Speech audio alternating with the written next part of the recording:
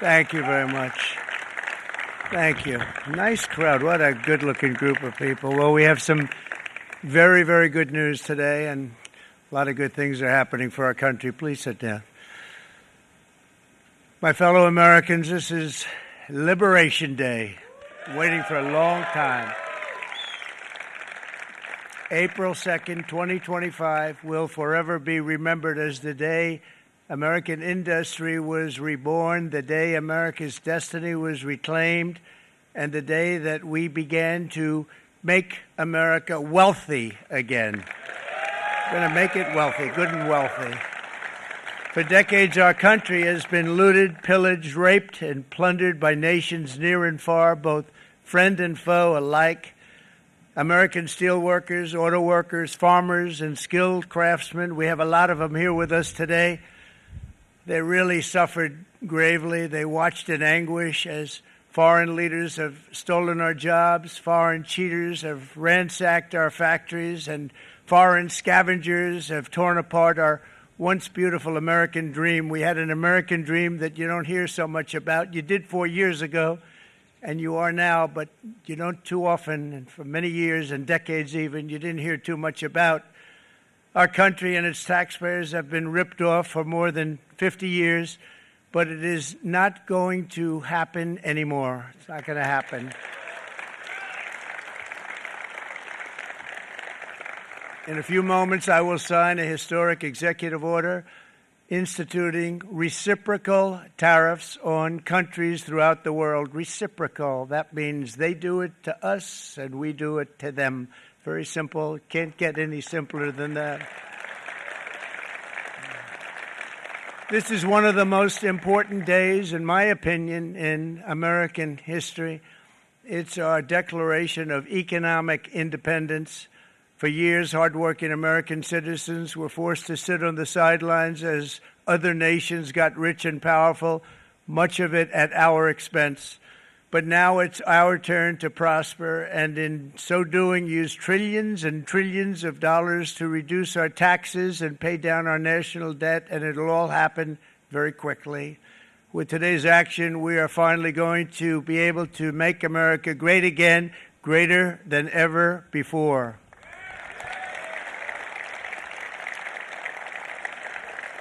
Jobs and factories will come roaring back into our country, and you see it happening already. We will supercharge our domestic industrial base. We will pry open foreign markets and break down foreign trade barriers. And ultimately, more production at home will mean stronger competition and lower prices for consumers.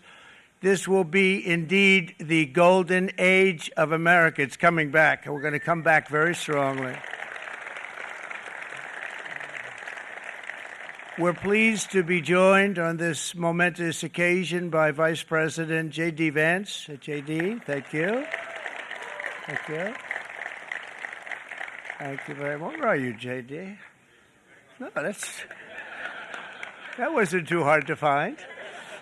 I was looking, he likes to take a low-key attitude, so it'd usually be sitting right in front. He's gaining a lot of confidence, Mike, isn't it? And nearly my entire cabinet is here, as well as Speaker Mike Johnson, who's done an amazing job. And with the great success we had last night in Florida, we have a majority of 7. And 7's like a lot when we had it at 1, right? You've done a fantastic job. And many of the members of the House and Senate are with us. Senators, Congressmen, thank you all for being with us. We appreciate it. For decades, the United States slashed our trade barriers on other countries, while those nations placed massive tariffs on our products and created outrageous non-monetary barriers to decimate our industries. And in many cases, the non-monetary barriers were worse than the monetary ones. They manipulated their currencies, subsidized their exports, stole our intellectual property, imposed exorbitant VAT taxes to disadvantage our products, adopted unfair rules and technical standards, and created filthy pollution havens. They were absolutely filthy, but they always came to us and they said, we're violating, we should pay for it. It's all detailed in a very big report by the U.S. Trade Representative on Foreign Trade Barriers, and I'll just hold it up for you. It's available, and you don't have to pay too much. As I understand it, you'll pay nothing. It's a lot of work for something, actually, because it's a special book. It's frankly, it's very upsetting when you read it, when you see what people have been doing to us for 30 years. This all happened with no response from the United States of America, none whatsoever. But those days are over. Let me offer just a few examples of the vicious attacks our workers have faced for so many years. The United States charges other countries only a 2.4 tariff on motorcycles. Meanwhile, Thailand and others are charging much higher prices, like 60%. India charges 70%. Vietnam charges 75%, and others are even higher than that. Likewise, until today, the United States has for decades charged a 2.5 tariff. Think of that, 2.5% on foreign-made automobiles. The European Union charges us more than 10% tariffs, and they have 20% VATs, much, much higher. India charges 70%, and perhaps worst of all are the non-monetary restrictions imposed by South Korea, Japan, and very many other nations. As a result of these colossal trade barriers, 81% of the cars in South Korea are made in South Korea.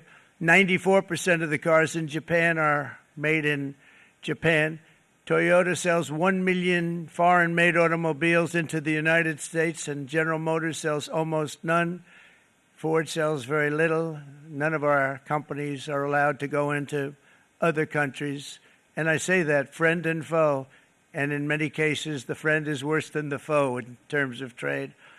But such horrendous imbalances have devastated our industrial base and put our national security at risk. I don't blame these other countries at all for this calamity. I blame former presidents and past leaders who weren't doing their job. They let it happen, and they let it happen to an extent that nobody can even believe. That's why, effective at midnight, we will impose a 25% tariff on all foreign-made automobiles.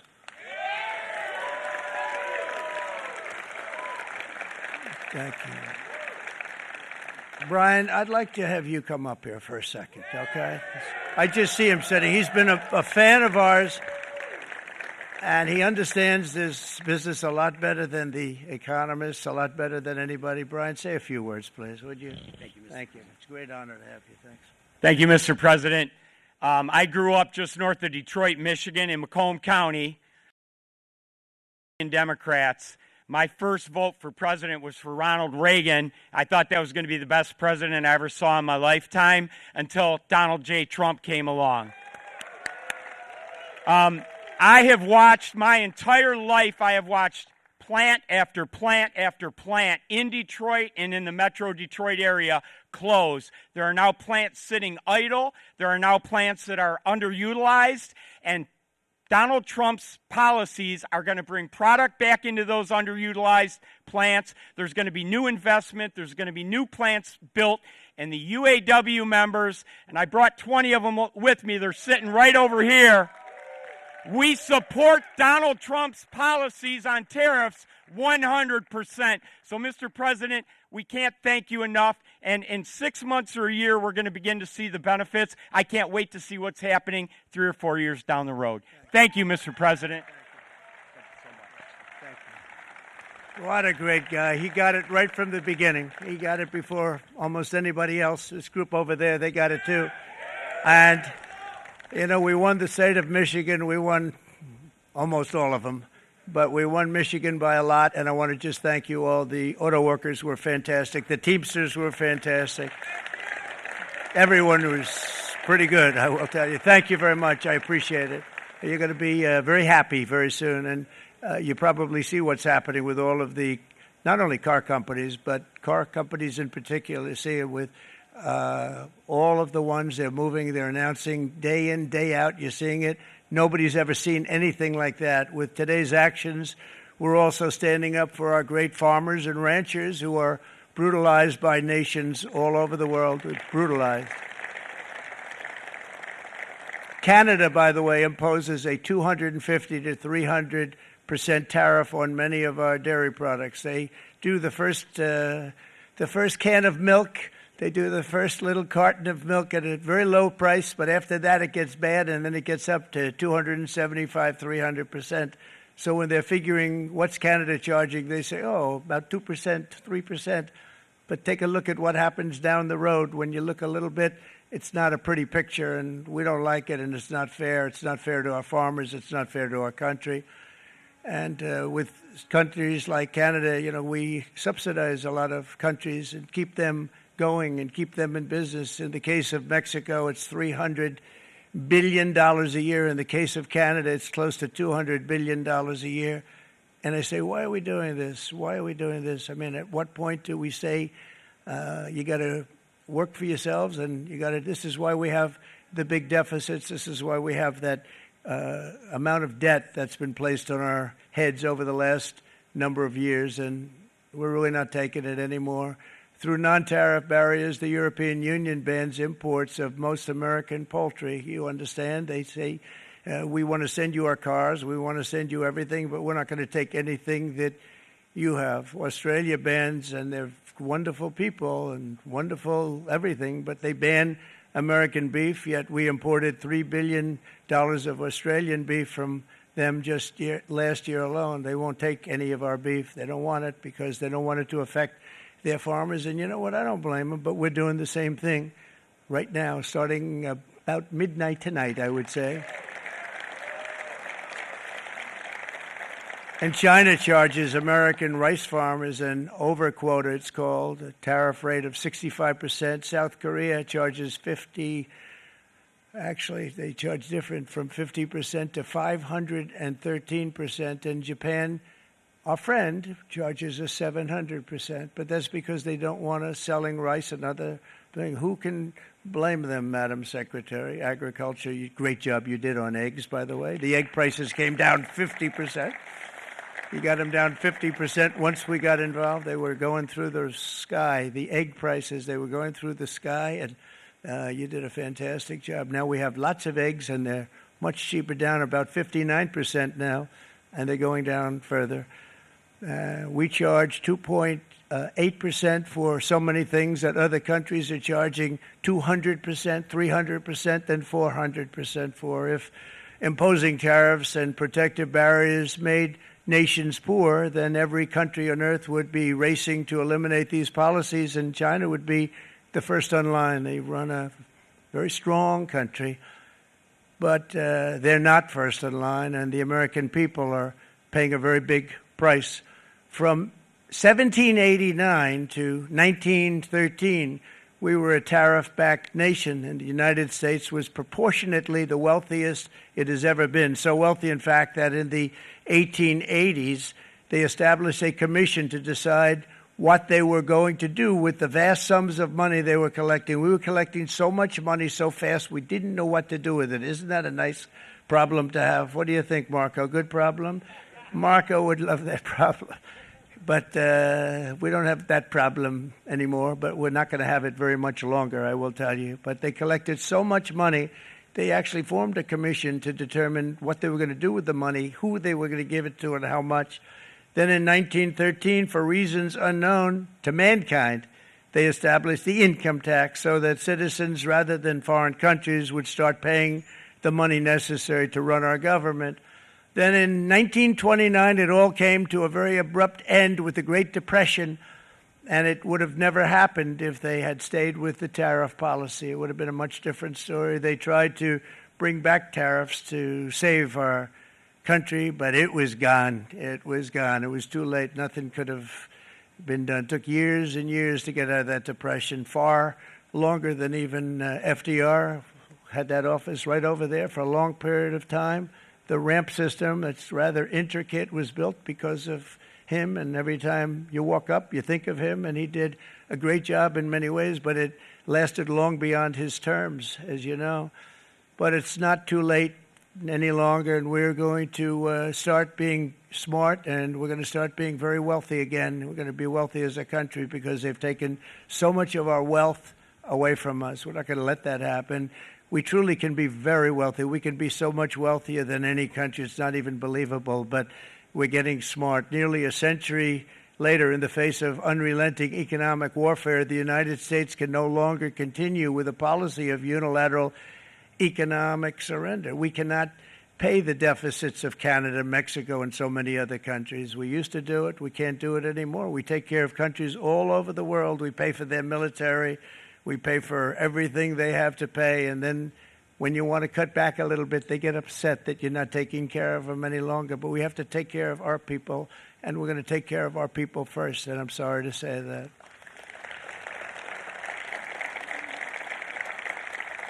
And today we're standing up for the American worker, and we are finally putting America first.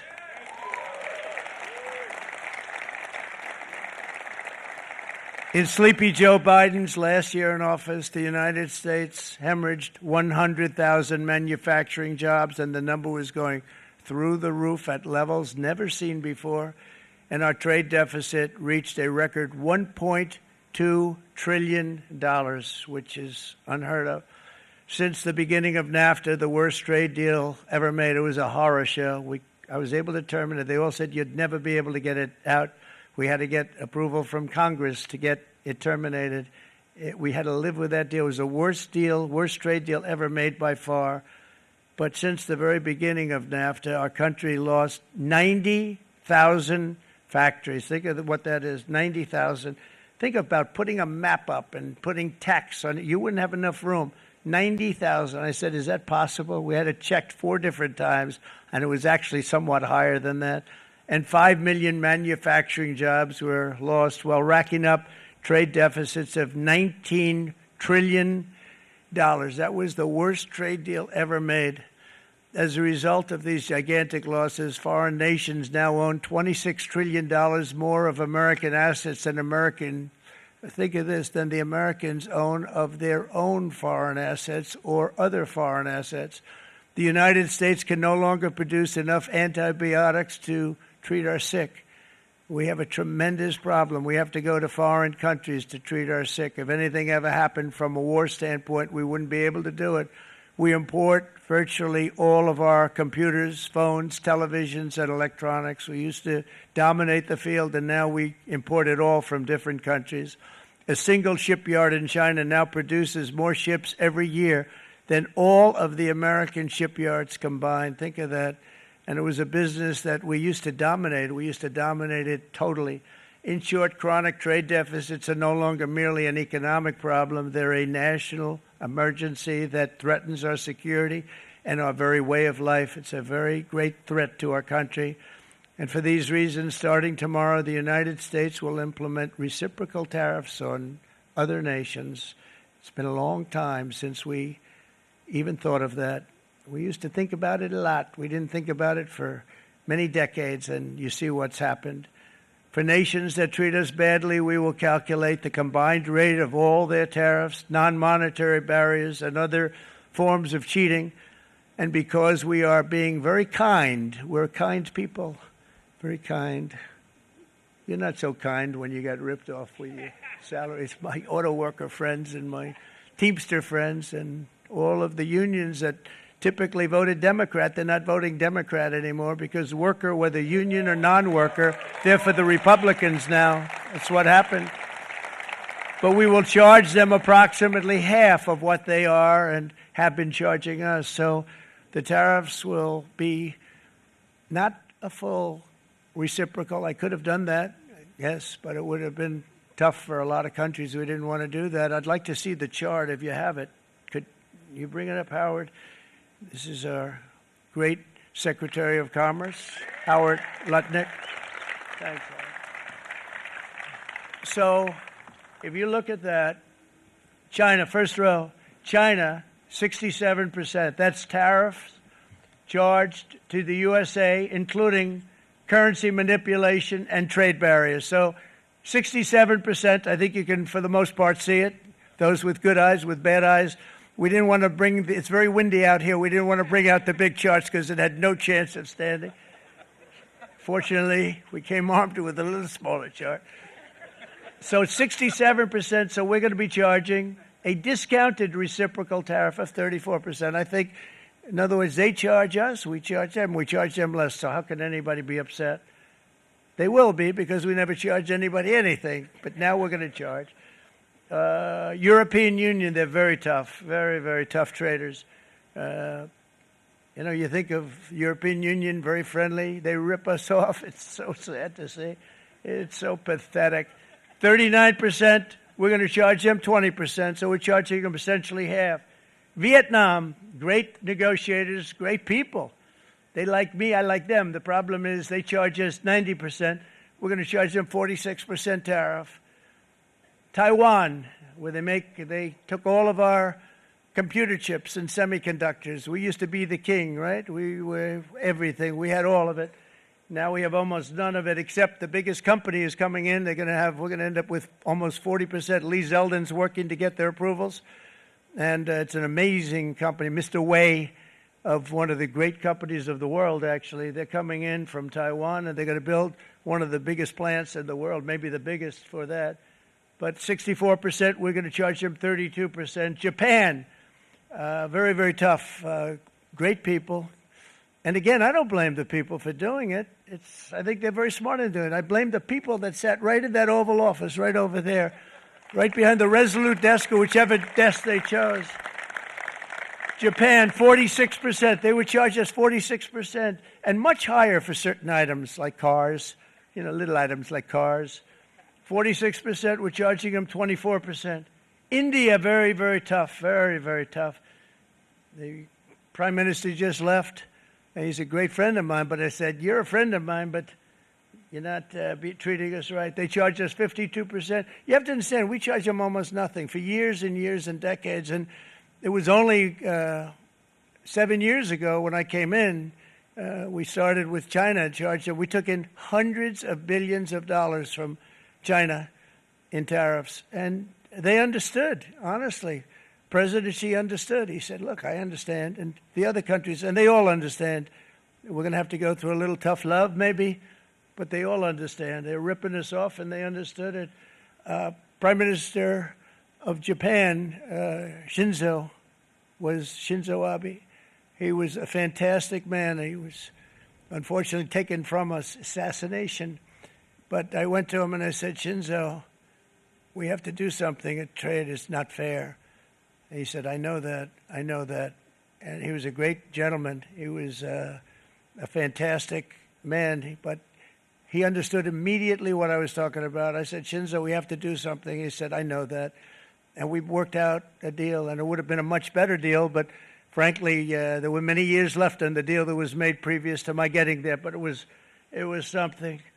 If you look at Switzerland, 61% to 31%. Indonesia, Malaysia, Cambodia. Oh, look at Cambodia, 97%. We're going to bring it down to 49%. They made a fortune with the United States of America. United Kingdom, 10%, and we'll go 10%. So we'll do the same thing. South Africa, 60%, 30%, and they've got some bad things going on in South Africa. We're paying them billions of dollars, and we cut the funding because a lot of bad things are happening in South Africa. The fake news ought to be looking at it. They don't want to report it. Brazil, 10%. Bangladesh is 74%. So you see what's going on. Pakistan, 58%. Sri Lanka, 88%. So what we're doing is we're taking not the full, we could take the full 88%. Thanks a lot. He's doing a very good job. How's he doing, all right? I think you better take it with you. It's not going to last very long. He's going to put it, it's going to follow you down with the wind. I brought a hat just in case it got too windy, but here, would anybody like a hat? I'm not giving it to a cabinet. I'm giving it to the auto workers. Come here.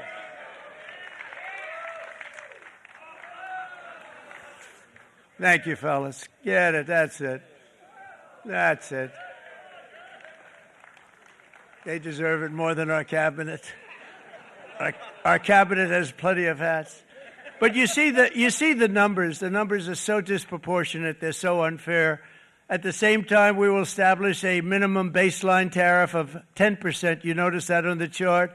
And that'll be on other countries to help rebuild our economy and to prevent cheating. So we're going to have a minimum of cheating, and we're going to be very severe on the people that at the gate that watch the tariffs and watch the product coming in, because there's been a lot of bad things happening at the gate because the money is so enormous that you're talking about. There's never been probably anything like it in terms of the enormity, and there are a lot of bad things happen at the people that do the check-in, and they're looking at 10-year jail sentences if they do play. We're going to treat them so good, but if they cheat, the repercussions are going to be extremely strong.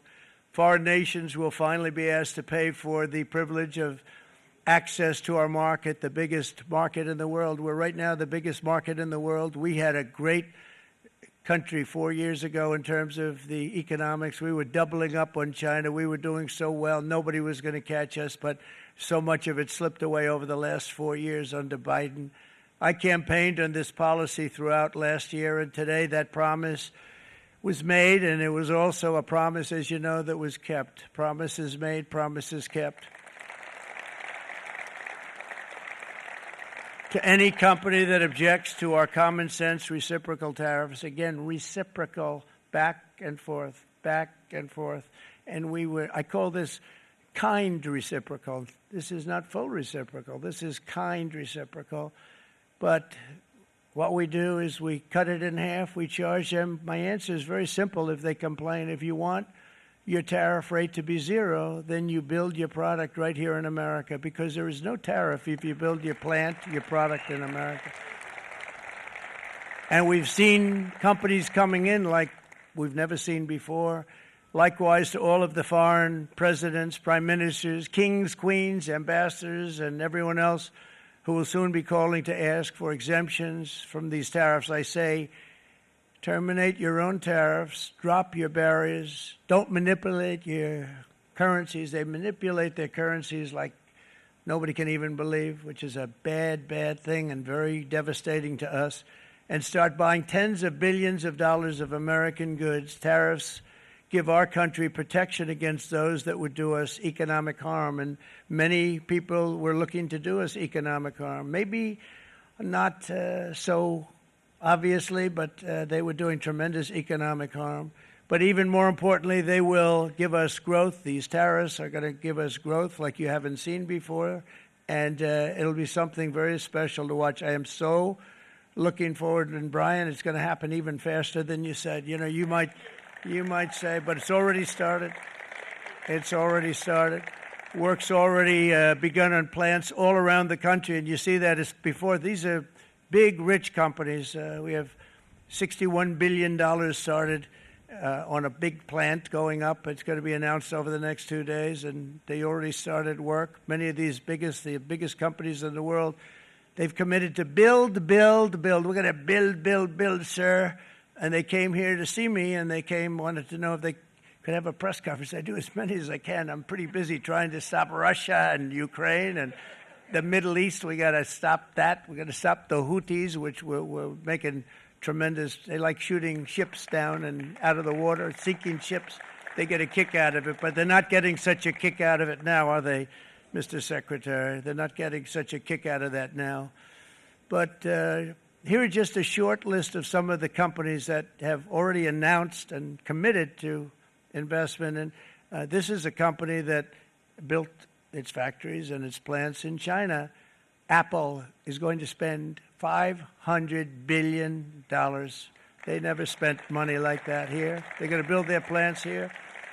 SoftBank, Open AI, and Oracle, great companies, are investing $500 billion almost immediately. NVIDIA, a hot company, is investing hundreds of billions of dollars. They just announced. TSMC, the biggest, most important company in the world of chips from Taiwan, with no investment from us, is investing $200 billion. And they said the reason was, number one, the election of November 5th, and number two, the tariffs. They don't want to pay the tariffs, and the way they're not paying it is to build their plant here. So we're going to go from almost no percentage. We used to have 100% of the chip market. Now it's all in Taiwan. Almost all of it's in Taiwan. A couple of other countries, but mostly in Taiwan. And think of it. We had 100%. We lost it because of people in that office that didn't do their job. They allowed it to be stolen from us. Johnson & Johnson, great company, $55 billion. Eli Lilly, $27 billion. Meta is investing $500 billion. Wow. The Mac is investing $20 billion. CMA, CGM, $20 billion. And then you have Merck and Clarios, Stellantis, General Motors, GE Aerospace, Honda, Nissan, Hyundai are all putting in billions and billions of dollars, and they're committed 100%. So. And we've never had, and this is after 2.5 months. This is after just a short, this all took place as soon as we came out with what everybody wanted to do. You know, I watched a gentleman today on television, he used to work with Lee Iacocca, a very respected automobile person, and he said, you know, because they're asking people, and they try and get as many negative people as they can, but they can't find them too much. It's pretty hard to find in terms of what we're doing, especially when they see all this investment. They said, so tell me, what do you think of what Trump is doing from the automobile standpoint? He said, I can't believe it. Somebody is finally, he's an older guy, real pro, really top guy, with Lee Iacocca. He said, I never thought I'd see the day when this would happen, where somebody had the courage to go and do what has to be done. This is transforming our nation. Our entire nation is going to be transformed, not only with the cars, but on every single other item that's built. We're going to become an industrial powerhouse. And he said that so beautifully today. In fact, I'm going to find out, I'm going to get a tape, and Bruce, I'm going to get that tape, and I'm going to send it to you out in Long Island, and you're going to play it for the people. And all your union workers and your non-union workers out there, you got a pretty even split. But we have, so far, it looks like we're going to have about $6 trillion of investments, and you wouldn't do that in years in this country over the last number of years. $6 trillion, and that's going to be much higher by the end of the year. And think of what $6 trillion is. You wouldn't have even a small percentage of that under this other system. We're going to be an entirely different country, and it's going to be fantastic for the workers. It's going to be fantastic for everyone. There will never have been a transformation of a country like the transformation that's already happening in the United States of America. It's an incredible thing to watch, and it's incredible to meet with the top people, people that you read about, very wealthy people, or people that are great managers and executives and presidents of big public companies. And to watch the enthusiasm they have now that they didn't have. They gave up on our country. They went to foreign countries and they built. Companies are pouring into our country at levels never seen before, with jobs and money to follow, and it's really beautiful. In the coming days, there will be complaints from the globalists and the outsourcers and special interests and the fake news. Always, the fake news will always complain.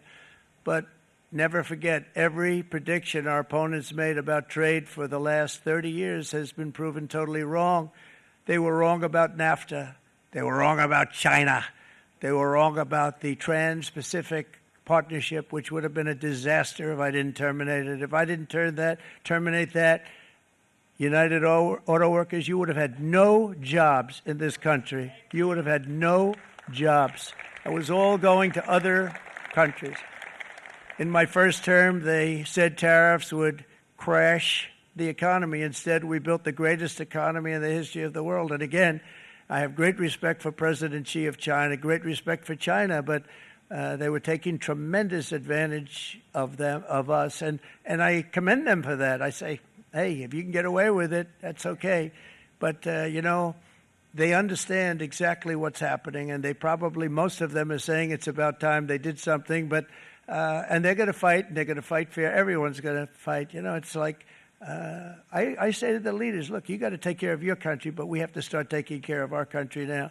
We can't do what we've been doing for the last 50 years. From the day of my election, the stock market went up in my first term 88%, with NASDAQ going up 155%, more than any president has ever had in any term in office, by far. And I think we're going to blow that away. And maybe the numbers won't show, but I think they're going to show much better than even those numbers. But what you're going to see is you're going to see activity, that empty, dead sites, factories that are falling down. Those factories will be knocked down, and they're going to have brand new factories built in their place. They're not only talking about renovating, they're talking about brand new, the best anywhere in the world, the biggest anywhere in the world. I have a friend who builds car plants, and I said, I want to see the biggest and the best. He said, well, we have to go to Mexico. I said, no, I want to see it in the United States. He said, we're not building them in there. This is a year and a half ago during the campaign. He said, we're not building it. You'd have to go to Mexico.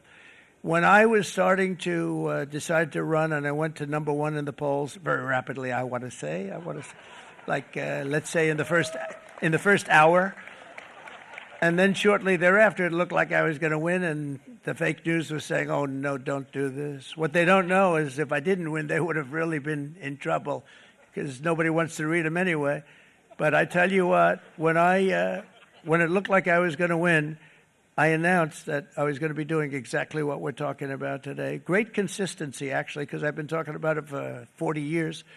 But because I saw what was happening 40 years ago. If you look at my old speeches when I was young, very handsome, my old speeches, and that people would say, I'd be on a television show, I'd be talking about how we were being ripped off by these countries. I mean, nothing changes very much. The only thing that changed were the countries, but nothing really changes. But it's why it's such an honor. It's such an honor to be finally able to do this.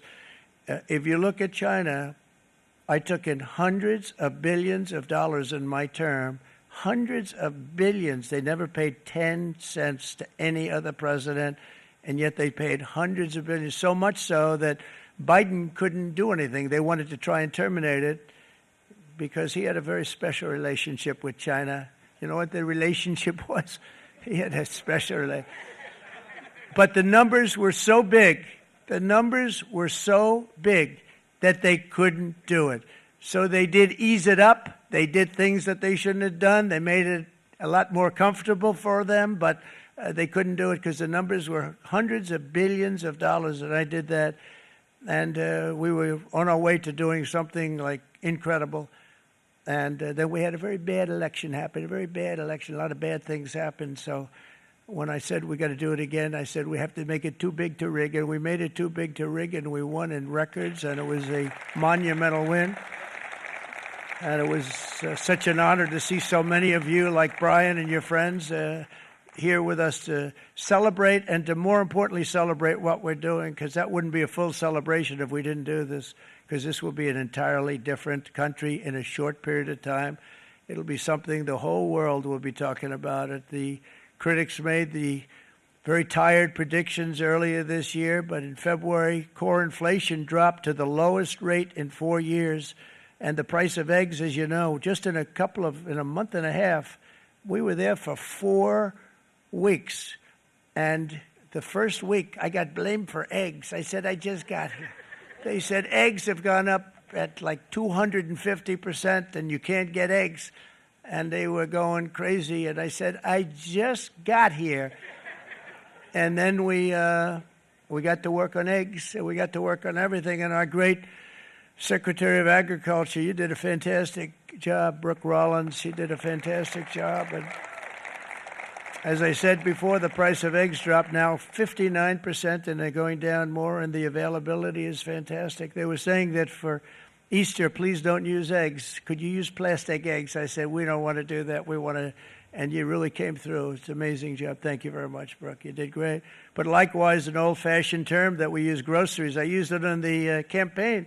It's such an old-fashioned term, but a beautiful term, groceries. It sort of says a bag with different things in it. Groceries went through the roof, and I campaigned on that. I talked about the word groceries for a lot, and energy costs now are down. Groceries are down. Gasoline is way under $3, and people are beginning to be able to buy things and live again. We brought prices way down. We created 10,000 already in a few weeks, new manufacturing jobs. And it was that took place in 1 month, numbers that they haven't seen in a long time. We had virtually no inflation under my term.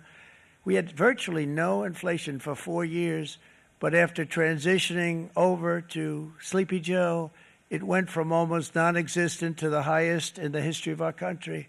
They had the highest inflation in the history of our country, brought up by energy and bad spending and bad policy, and a lot of bad things happened. How about allowing millions and millions and millions of people to pour into our country with open borders, where it's so sad to see even now And I see our great secretary you have done. Stand up, please, Christy.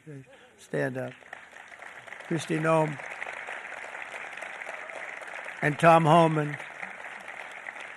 These people are doing a great job, but gotten them out in records. We have problems with judges that don't want them to go out. They want Tren de Aragua, and they want MS-13, the most vicious gangs ever. Nobody's ever seen anything like it. Absolute killer gangs. They kill people. They don't even think about it.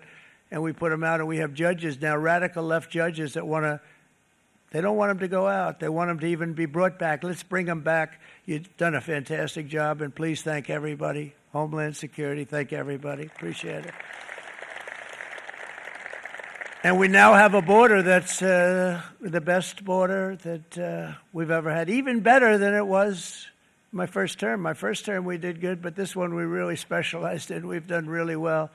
And we had records then. We had the best, safest border. 4 years ago, we had the best border there ever was. And now we have, you've actually matched it and done even better. And we're going to get it down the right way. And we want people, by the way, to come into our country, but we want to come in through a legal process. We want them to come in legally. We need more people. We need people to run these plants and to help the auto workers and the Teamsters and the non-union people and everybody else. But we need people and the farmers.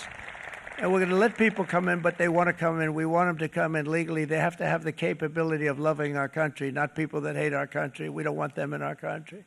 And now we're going to pass the largest tax cuts in American history, and that's where we're relying on Mike and John Thune. And we will not cut Social Security, Medicare, or Medicaid benefits, and the Democrats will, because if they got in, the entire economy would collapse. This country was heading for a collapse under the people that you saw. They were horrible. I think one of the reasons people like the job, I have my highest approval ratings because I think they're comparing me to the worst administration in the history of our country, so I appreciate that at least. But Speaker of the House Mike Johnson and Senate Majority Leader, appreciate it, Mike. John Thune have been fantastic, by the way. But they've been working tirelessly on taking the next step to pass the plan for our one big, beautiful bill. I'd like to name it that if you can. One big, beautiful. I made that statement about 6 months ago, and everybody calls it one big, beautiful bill.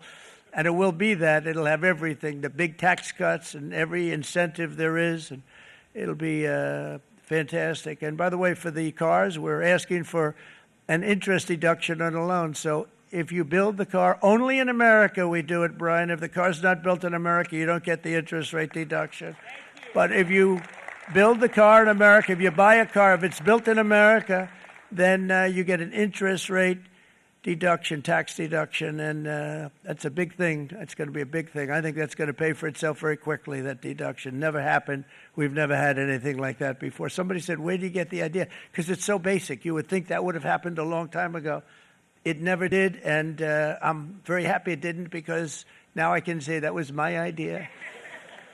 But we're going to get us closer to the debt extension. We have to get the debt extension passed, and I know you're going to be able to do that, Mike, and it's very important that you do that.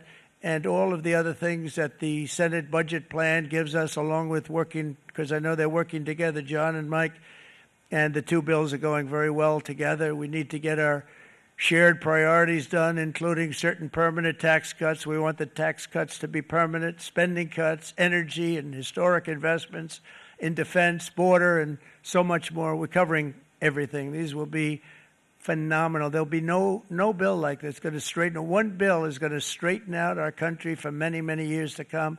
And we said, let's just do it and let's get it done. And some guys will love it and some guys will like it a little bit less because they're not getting what they were exactly looking for, but they're getting a lot. They'll never, if we get this done, it'll be the most incredible bill ever passed in the history of our Congress and Senate and congressmen, the senators and the congressmen, many of whom are here today, will be very proud of themselves. I really believe that it's going to set us on a whole new prosperous path.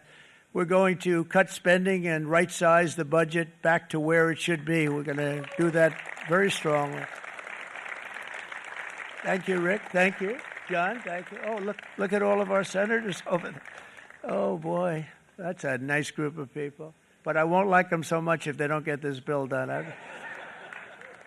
That's a great group. And Congressman, thank you very much. I appreciate it. Tremendous people.